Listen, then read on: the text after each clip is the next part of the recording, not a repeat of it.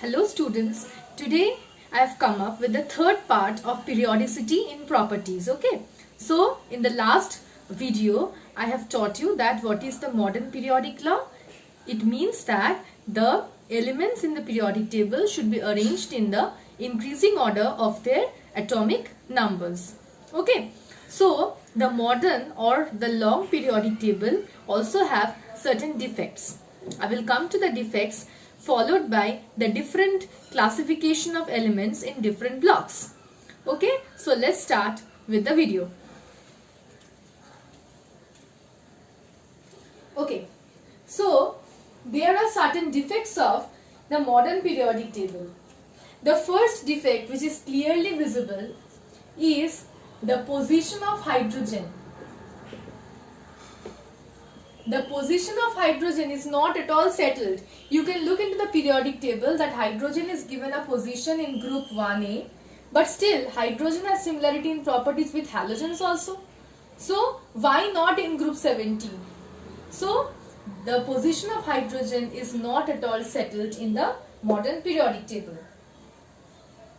Also, you can see the position of helium.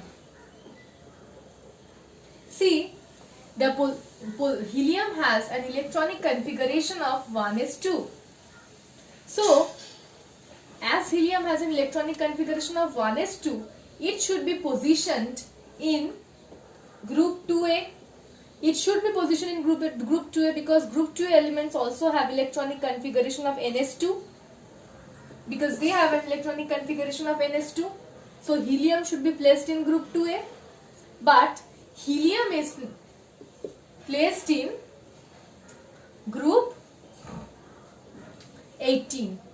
But helium is placed in group 18 along with the noble gases. Whereas the other noble gases or the other elements of group 18 have an electronic configuration of ns2 np6. So it is not at all equivalent to the electronic configuration of helium. But still helium is positioned in group 18 or 0 group. So this is a drawback of the modern periodic table. The third defect is, see, in the previous Mendeleev's periodic table also the position of lanthanoids and actinoids was not properly framed.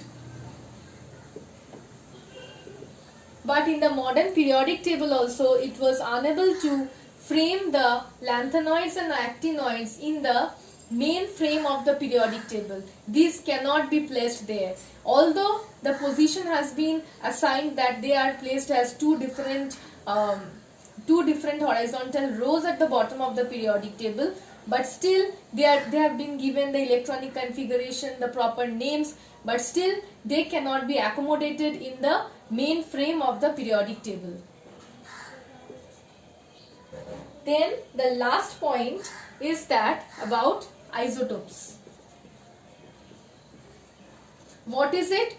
In the Mendeleev's periodic table, I have told you, since it was said that in the Mendeleev's periodic table the elements are arranged in the increasing order of their atomic weights.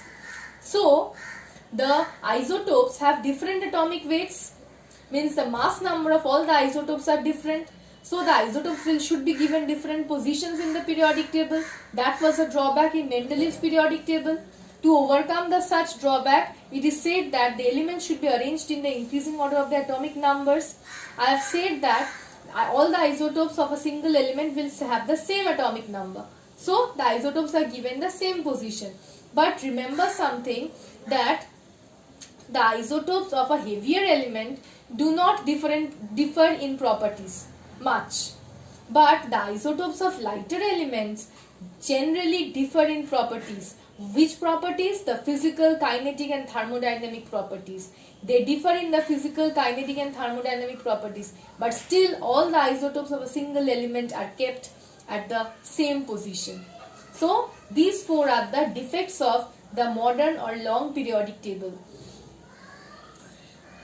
But in spite of such defects in the modern periodic table, this periodic table is based on the electronic configuration of the elements, and so this periodic table is somewhat suitable and is used for all the purposes. So this periodic table is extensively used by all of us. Okay, so now I'll start with the modern periodic table or long modern periodic table. So the modern periodic table is divided into 4 blocks. The modern periodic table is divided into 4 blocks. S block, P block, D block and F block. See, the periodic table, the elements in the periodic table are divided into 4 blocks depending on the entry of the last electron. Means in which orbital the last electron will enter or which orbital will accommodate the last electron. Depending on that orbital, the elements are divided into P block, S block, D block and F block. Okay, so I'll start with S block.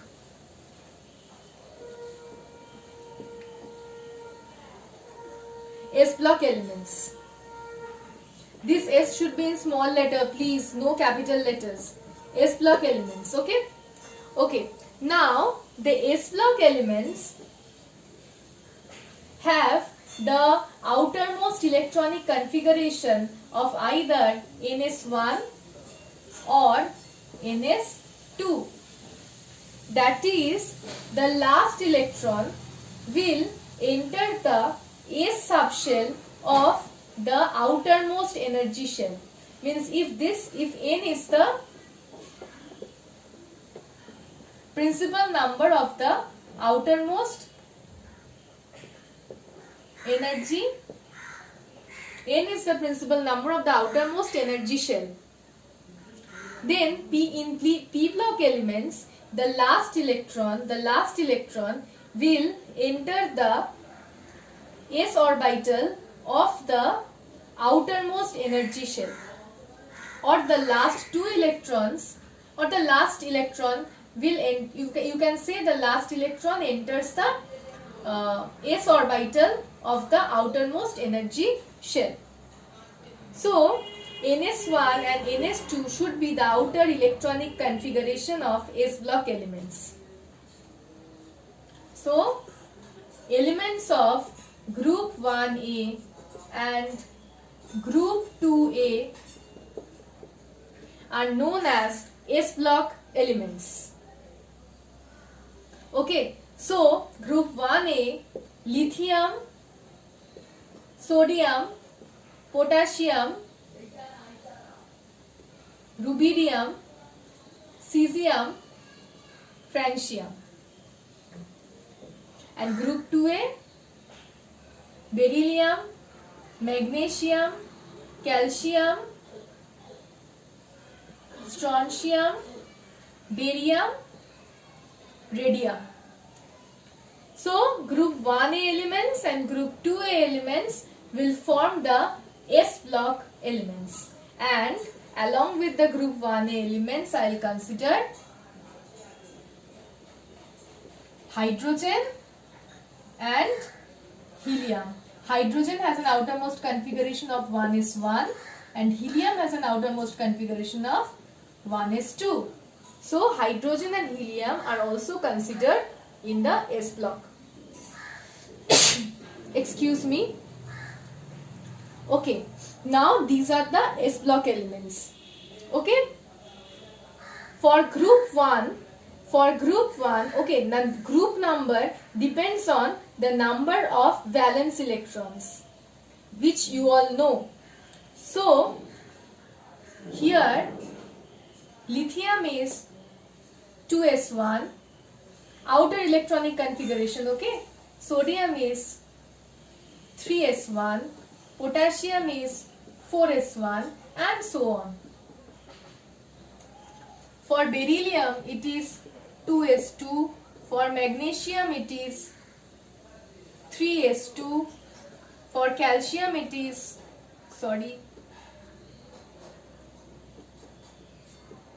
4s2 and so on. Okay, so these are the S block elements. Now I'll come to the properties of the S block elements, or you can say the important characteristics of the S block elements. Okay, so among the characteristics, the first characteristic is that except helium and hydrogen, all the S block elements are metals and they are very reactive in nature. All of them are metals and they are very reactive in nature. They normally form cations of the type, okay, I'll write this side, cations of the type M1 plus or M2 plus. Group 1A will form the cation M1 plus and group 2A will form the cation M2 plus. So just look at this, that they will have only one electron in the outermost shell. So the nucleus do not have much high attraction, or you can say the nucleus will have weak attraction on the outermost electrons. So the ionization potential of group 1A and 2A are very less. As a result, they will easily remove the outer electrons to form the cations. As they can easily remove the outer electrons to form cations, they will easily combine with the other atoms of other elements to form compounds. So they are very reactive in nature. Okay. The next property is that since they have low ionization potential, they will easily give up electrons. See, they will easily form the cations of the type M plus and M2 plus, which means that they are good reducing agents.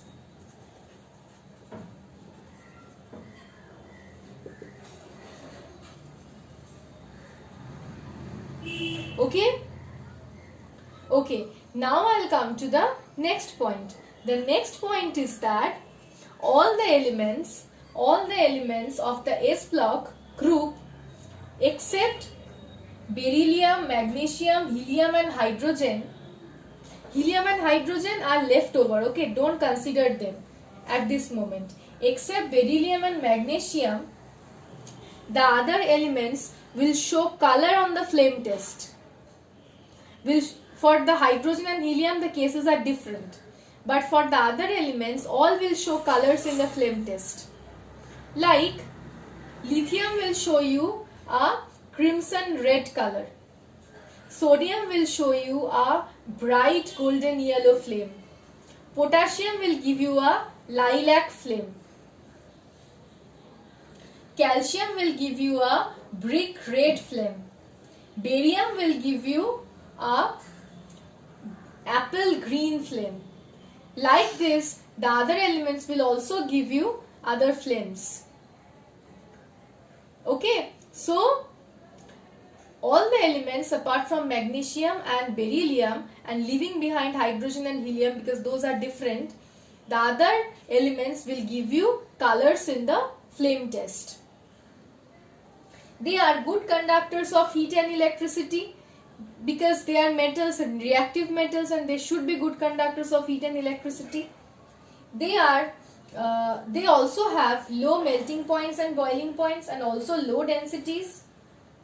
Okay, and another point is that, see, look at the cations. First look at the outermost configuration, NS1 or NS2. The other shells are completely filled.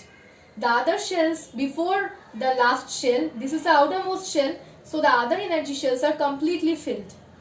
Now look at the cation for alkali metals M plus, which means that there will be no electron left. So the outermost configuration of M plus will be NS0. For M2 plus will be also NS0. but the other shells are completely filled. So the cations of the alkali metals and alkaline earth metals generally have paired electrons. All the other electrons are paired. Since the other electron, why they are paired? Because it consists of even number of electrons. So they are all paired. That's why the elements are generally diamagnetic in nature. Okay. They all generally form salts which are colorless, except permanganate. You know potassium permanganate is dark purple in color. Dichromate. You know potassium dichromate is orange crystal. Chromate. Chromate is also yellowish. Okay. So apart from permanganate, dichromate and chromate, all the other salts are colorless. They generally form, they have affinity for oxygen and form stable oxides. See, Na2O, CaO, K2O, all these are stable oxides. They will also form stable chlorides. Stable chlorides, NaCl, KCl, they will form stable chlorides. And also they form stable hydrides, NaH, KH, CH2. Okay. They form ionic salts. They form mainly ionic salts. Except beryllium and lithium, which sometimes form covalent compounds. Okay. And all the hydroxides of these metals except beryllium hydroxide, magnesium hydroxide and calcium hydroxide are soluble in water. So all the hydroxides of all the metals except beryllium, magnesium and calcium, all the others are soluble in water at room temperature, you can say. Okay, so this is about the S block elements. Now I will come to the P block elements.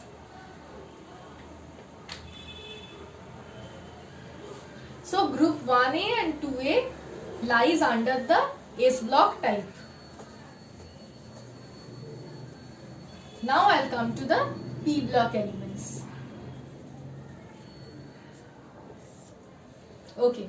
Under the P block elements, when we are saying P block, it means the last electron will enter the p orbital of the outermost energy shell. Means if n is the outermost energy shell, then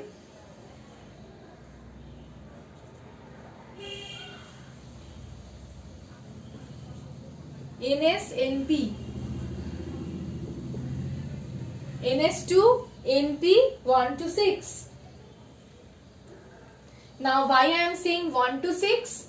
See, under the P block I have group 13, group 14, group 15, group 16, group 17 and group 18. Group 13 elements will have an outermost configuration of NS2, NP1. Group 14 will have NS2, NP2. Group 15 will have NS2, NP3. Group 16 will have NS2, NP4. Group 17 will have NS2, NP5 and group 18 NS2, NP6. See, that's why I am saying that the general electronic configuration will be NS2, NP1 to 6. Because groups 13, 14, 15, 16, 17, 18. All the elements of group 13, 14, 15, 16, 17, 18 will have either partially or completely filled p orbitals. Okay, so they are having a general electronic configuration of the type of this. Like the first element of group 13, boron, Boron will have the electronic configuration of 2s2, 2p1. For group 14 it is carbon, 2s2, 2p2. For group 15, nitrogen, 2s2, 2p3. For group 16 it is oxygen, 2s2, 2p4. For group 17 it is fluorine, 2s2, 2p5. For group 18 it is neon, 2s2, 2p6. Like this, the entire groups will continue. See, I don't have much space in the board to show you all the elements. But as we are going from boron to aluminium, from 2s2 2p1 it will be 3s2 3p1. From carbon to silicon, instead of 2s2 2p2 it will be 3s2 3p2. Means the energy, one of the energy shells successively increases on moving down the groups. Okay, so these are the groups which will be under the p block type. Okay, now I will come to the properties of the p block elements. Okay, on moving from left to right, it is observed that the nuclear charge increases. And also you all know the atomic radii decreases.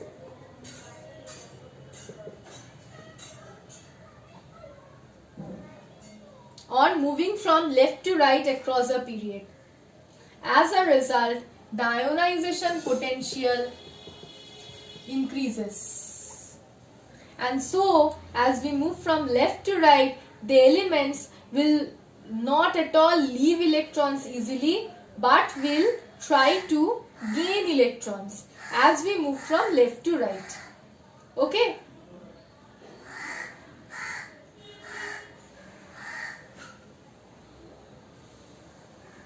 Down the group, ionization potential decreases. So, down the group, as we move down the group, the ionization potential decreases. So, when we are moving down the group, the ease of removing electrons becomes more feasible. So, across the period, from left to right across the period, non-metallic character increases, and on moving down the group, metallic character increases. That's why the last elements are generally metals of this group.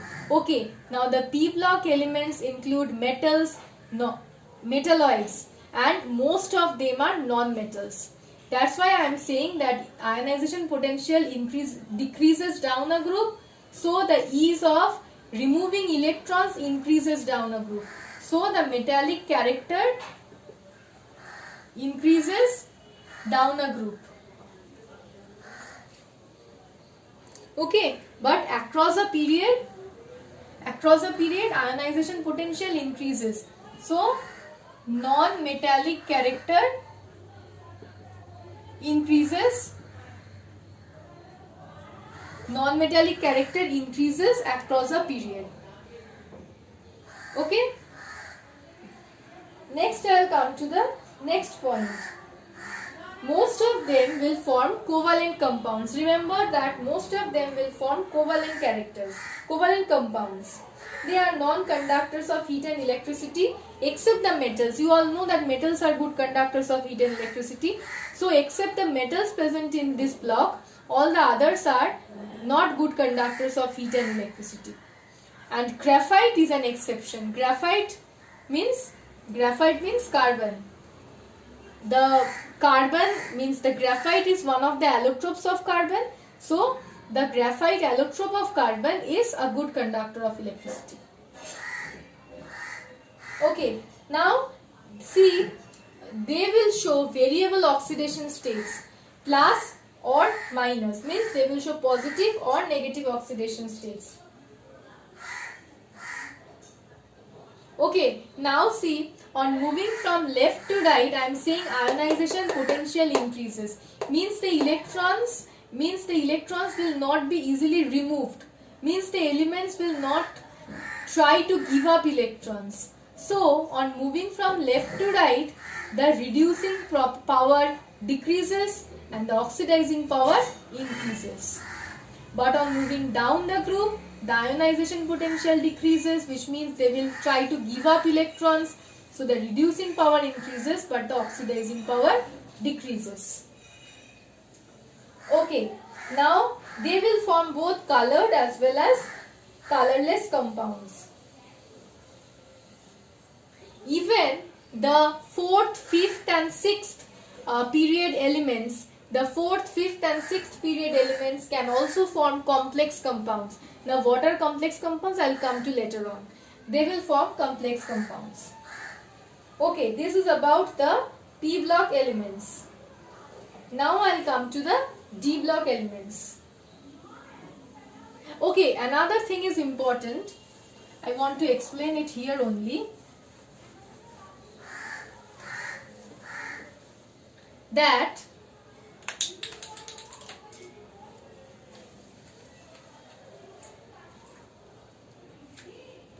S block plus P block elements, except the noble gases, are known as representative elements. S block plus P block elements, but P block elements except the noble gases. Okay, noble gases are not included. Except the noble gases, the S and P block elements together are known as the representative elements. Whereas group 18 elements are known as inert gases. They will have an electronic configuration of Ns2, Np6, and representative elements will either have an electronic configuration of Ns122 or Ns2, Np5. Ns122 is for the S block and Ns2, Np5 is for the Np125. Okay. Ns122 is for the S block and Ns2 Np125 is for the P block. And the group 16 elements are known as inert gas elements, and they will have an electronic configuration of Ns2 Np6. You all know that they are octet filled, so they are not at all reactive. They will not easily react, means they will not easily give up or gain or lose electrons. They won't easily gain or lose electrons, because if they gain or lose electrons, their stability will be disturbed. So they won't become unstable by gaining or losing electrons, and they are unreactive in nature. Okay, so next I will come to the D block elements.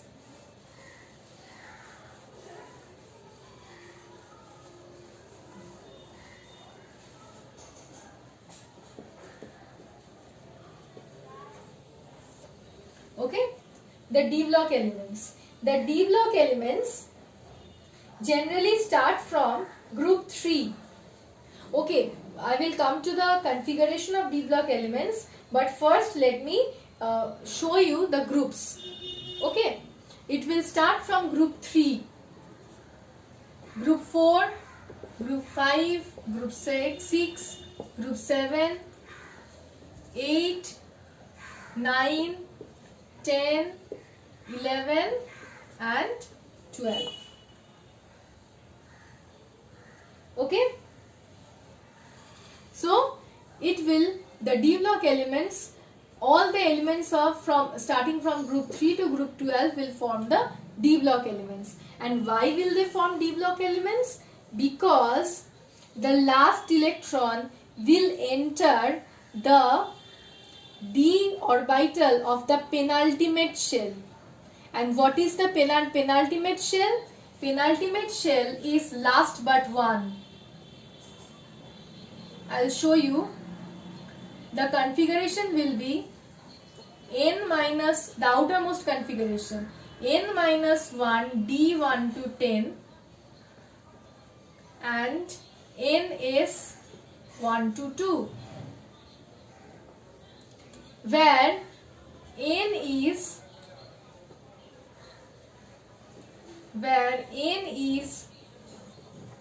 the outermost shell and n minus 1 is the penultimate shell. Okay, now the elements of group 3 will have a configuration of n minus 1 d1 ns2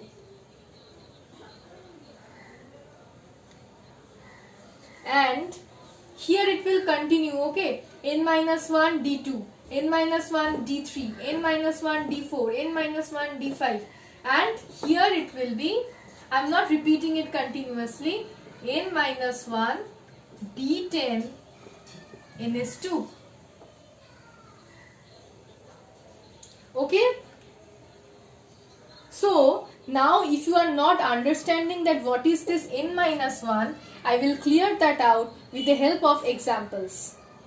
First, let me tell you that there are 4 transition series. These D block elements are known as transition elements. Why they are known as transition elements? Because they are present in between the alkali and alkaline earth metals on the left. See, their location is group 1A, group 2A.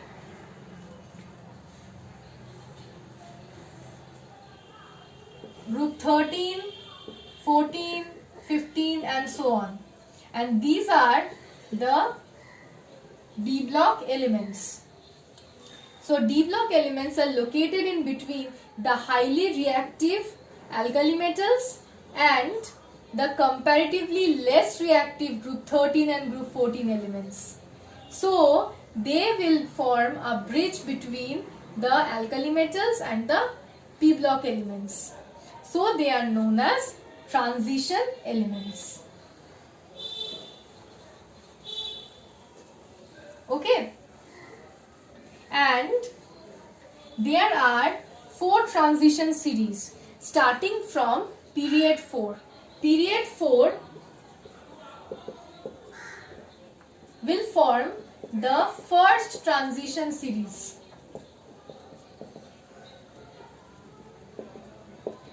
It will start with scandium and end at zinc. But remember, zinc, although zinc has an electron in last electron in the d orbital, but zinc is not a transition element. Scandium will have the outer electronic configuration as 3d1 and 4s2. Zinc will have an outer electronic configuration of 3d10, 4s2. Now look at this.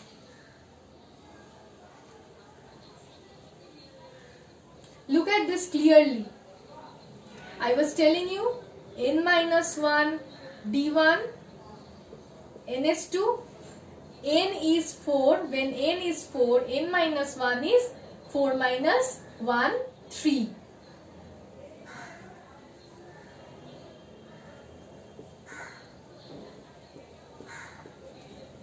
When n is 4, n minus 1 is 3. Now understood that what is n minus 1 and what is n? I have explained that with an example. So the first transition series starts from scandium to zinc. Okay. Now this is the filling of 3d orbitals. Now the period 5 will give you the second transition series.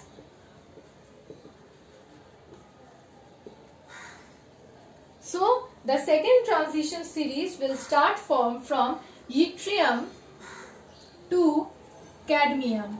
although cadmium is not a transition element. Now I'll come to period 6. Period 6, okay, here 4p orbitals are filled. In the same way, period 6 will give you the third transition series. But in period 6, there is another series known as the lanthanoid series, which is the F block element. So remember one thing, that for period 6, just after lanthanum, the lanthanoid series starts. So the transition series will begin at lanthanum. It will begin at lanthanum and again will start from hafnium and end at mercury, filling of 5d orbitals. It will start at lanthanum and again it will, after lanthanum is the lanthanoid series, and then it will start from hafnium and end at mercury, though mercury is not a transition element. Okay?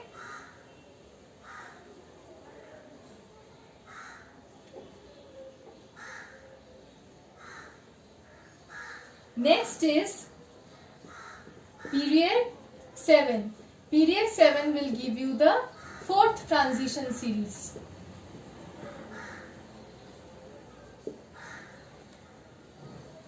Period 7 will give you the fourth transition series. And here also, after actinium, actinoid series starts. So the transition series will be actinium and then again start from Rutherfordium and end at unanbium, filling of 6d. Okay, so these are the 4 transition series. Okay, now I'll come to the important properties of the D block elements. Among the important properties, the most important is that all the D block elements are metals. All the D block elements are metals, and they will show you variable oxidation state. And why they will show you variable oxidation state? Because of the partially filled d orbitals.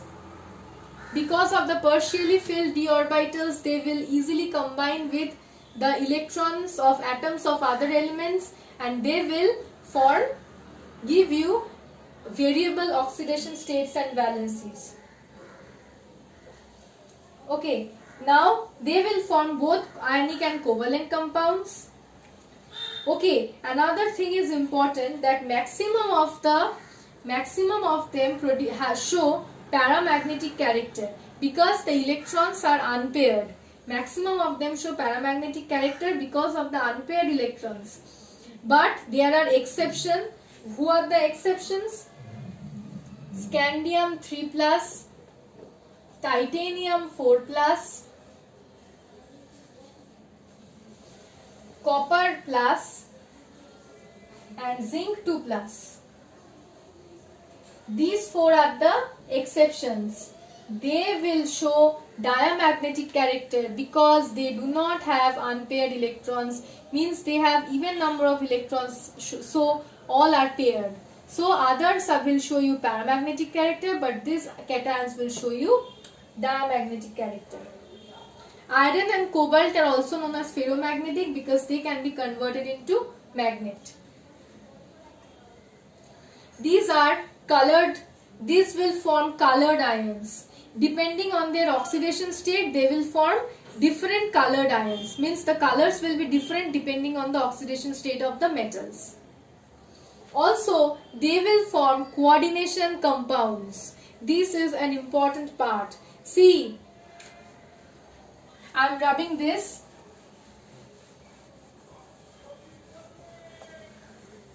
See, the elements here will have vacant d orbitals. The elements will have vacant d orbitals and they will form small sized ions. Okay, they have small sizes and they have vacant d orbitals. And what are coordination compounds? Coordination compounds are the compounds which form coordination bonds. Now what is a coordination bond? You have seen in water molecule. You have seen in water molecule that there are lone pairs, and donation of a complete lone pair to H plus will give you the formation of, will result in the formation of hydronium ion.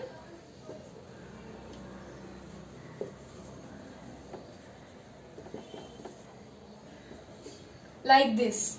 See, a coordination bond will be formed on donation of both the electrons. That is, a complete lone pair donation will give you the coordinate bond. So, coordinate compounds are generally formed by the formation of coordinate bonds.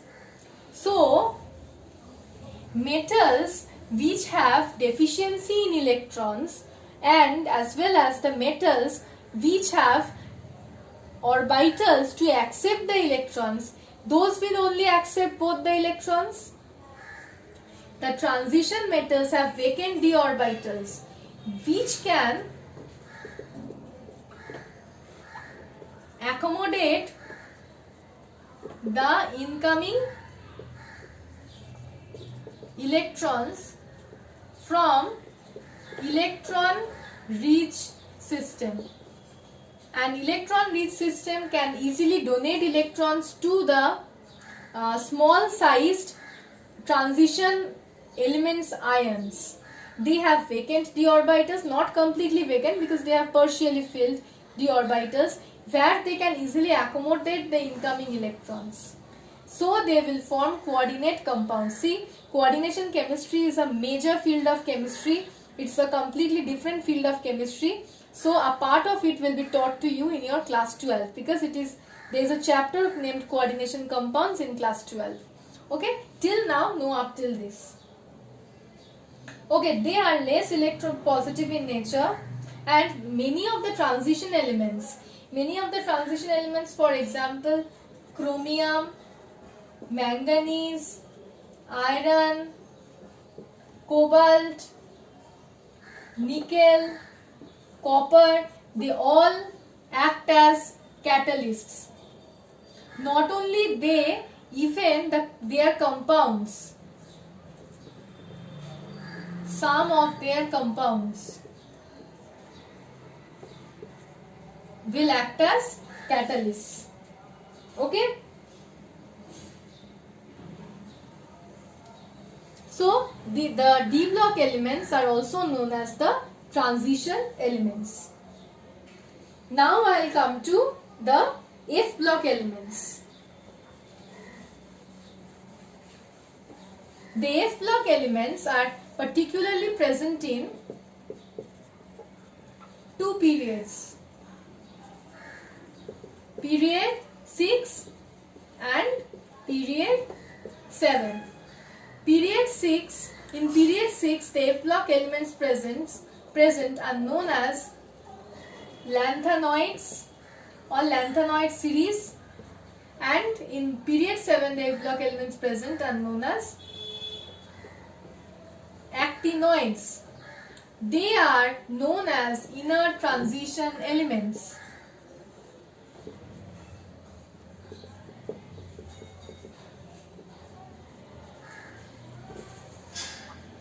They are known as inner transition elements. Okay, they have a complex outer electronic configuration, which I will show you just now. They will, in the F block elements, the F block will be filled. Means the F orbitals of last two third last shell. The F block of the third last energy shell has to be filled. Okay, so general electronic configuration is like n minus 2 f 1 to 14, n minus 1 d 0 to 1 and ns2. They will have an electronic configuration like this: n minus 2 f1 to 14, n minus 1 d0 to 1, ns2, where n is the outermost shell, n minus 1 is the penultimate shell, and n minus 2 is the third last shell. Okay? So, the lanthanoid series is known as the 4f series because it will have the 4f orbital filled with 5d0 to 1, 6s2. 4f1 to 14, 5d0 to 1, 4s2. That will be for lanthanoid series. So, lanthanoid series generally begins with cerium and ends at lutetium. They will have 1 to 14 filled 4f orbitals. Those are lanthanoids. And what are actinoids? Actinoids are starting just after, that's why I was telling from actinium. In the last video I was telling from actinium means after actinium, it just starts after actinium from thorium to lawrencium. It will have 5f1 to 14, 6d0 to 1, ns2 means 7s2. 5f1 to 14, 6d0 to 1, 7s2. Those are known as actinoids. These two elements, these lanthanoids and actinoids, are totally known as inner transition elements. They are known as inner transition elements. Remember one thing, the actinoids have radioactive properties, means they are radioactive. Many of the actinoids are radioactive in nature. Why they are known as rare earth metals? They are known as rare earth metals because they are obtained in negligible amount in the earth's crust. That's why they are known as rare earth metals or rare earth elements. Okay, and now I'll come to the characteristics of the F block elements. Characteristics are easy. See, I was telling you that the actinoids are radioactive. Radioactive metals means the metals have to be heavy. Who are radioactive metals? The metals which have the neutron-proton ratio greater than 1.5. Means the neutron-proton ratio, nucleus has to be heavy. Nucleus is heavy for only heavy metals. So, they are heavy metals. They will, as usual, exhibit variable valency. Plus 3 is the most important oxidation state. They have high densities because they are heavy metals, so they will have high densities as well as high melting and boiling points. Actinoids are mainly radioactive in nature. The first 3 elements of the actinoid series, though they occur in very trace amount, but still they occur in nature. But the others present in the actinoid series are generally man-made.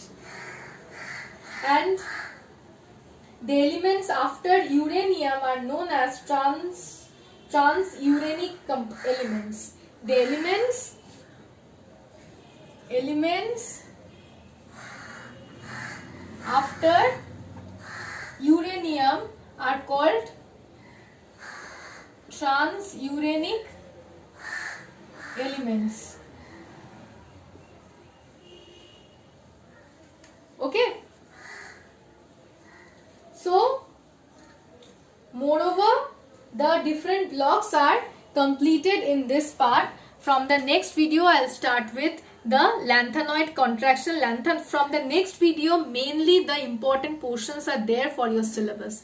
Lanthanoid contraction, then the atomic radius, all those are very important for your ionization potential, the trains of ionization potential, and the trains of electron affinity. All those are important. I think all those positions I will try to explain to you in the upcoming online class which I have on 3rd January Sunday. Okay, thank you.